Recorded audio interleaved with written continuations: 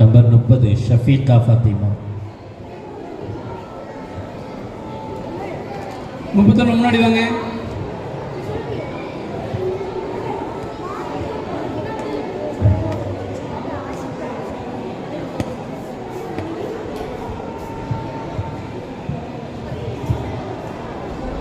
இங்கு கூடியிருக்கும் அனைவருக்கும் என் சலாத்தினை தெரியப்படுத்திக் கொள்கிறேன். அஸ்ஸலாமு அலைக்கும் வரஹ்மத்துல்லாஹி தஆலா பரகாத்துஹு. அஊது பில்லாஹி மினஷ் ஷைத்தானிர் ரஜீம். பிஸ்மில்லாஹிர் ரஹ்மானிர் ரஹீம். நஹ்மதுஹு வ நுஸல்லி அலா ரசூலில் கரீம். அம்மா பஅத். ஃபகத் கால அல்லாஹு தஆலா ஃபில் குர்ஆனில் மஜீத் வமா அர்ஸல்னாக இல்லா ரஹ்மத்தல் லில் ஆலமீன். நபியே, நாம் உம்மை உலக மக்கள் அனைவருக்கும் ரஹ்மத்தாக அருட்கொடையாகவே அனுப்பியுள்ளோம்.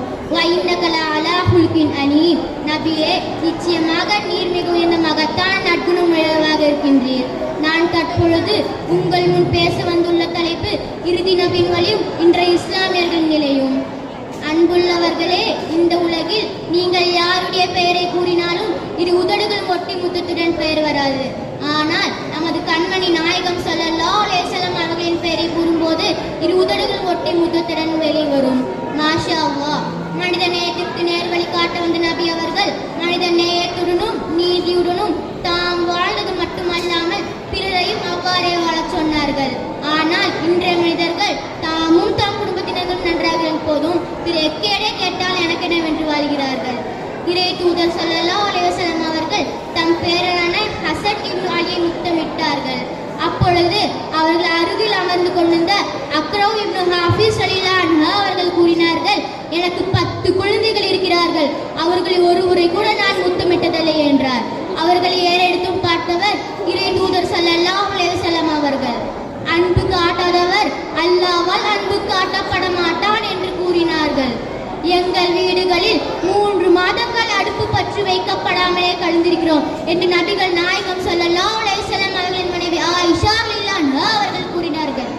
என் சிறிய தாயாரே, அப்படியானால் உயிர் வாழ எதை உண்பீர்கள் என்று நான் கேட்டேன். அதற்கு ஆயிஷா ரலியல்லாஹு அவர்கள் கூறினார்கள், பேரிச்சம்பழமும் தண்ணீரும் தான் எங்கள் உணவாக இருந்தன. சில நேரங்களில் பக்கத்து வீட்டு தோழர்கள் கறந்த பாலை அன்பளிப்பாக தருவார்கள், அதை அருந்துவோம் என்று வெளியேற்றார்கள். இன்றைய நிலை என்னவென்றால், ஆடம்பரமான ஒரு திருமணத்தை நடத்தி இஸ்லாமிய கலாச்சாரத்தை சீரழித்து சுன்னத்தாக வழிமுறை பேணாமல் பஃபே என்று கூறிக்கொண்டு அறுசுவையான உணவுகளை பாதி உண்டும் பாதி உண்ணாமல் குப்பையில் கொண்டு போய் கொட்டும் நிலை என்று உருவாகியுள்ளது. அதே நேரத்தில் ஒருவேளை உணவு உட்கொண்டு வாழும் சங்கம் நம் இந்திய திருநாள் மற்றும் ஏன உலகில் பின்னாளில் உள்ளன. இந்த நிலை மாற வேண்டும். அல்லாஹ் போதுமானவன். வாகிர தவானில் அல்ஹம்துலில்லாஹி ரப்பில் ஆலமீன். அஸ்ஸலாமு அலைக்கும் வரஹ்மத்துல்லாஹி தஆலா பரகாத்துஹு. வ அலைக்கும் ஸலாம் வரஹ்மத்துல்லாஹி வபரகாத்துஹு.